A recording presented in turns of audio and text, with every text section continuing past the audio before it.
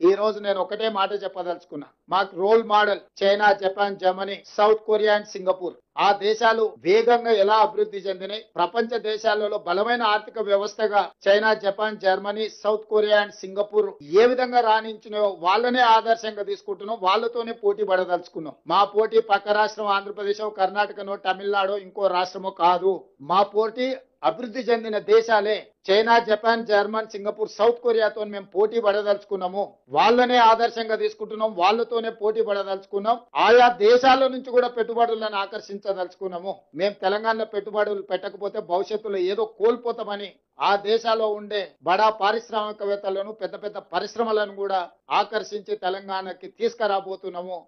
దానికి మీ అందరు సహకారం ఉండాలి. ఒక పాజిటివ్ అప్రోచ్ తో మనందరం కలిసి భవిష్యత్తు ప్రణాళికకు, ఈ తెలంగాణ రైజింగ్ 2047 పాలసీ డాక్యుమెంట్ కు మీ అందరు సహకారం ఉండాల్సిందిగా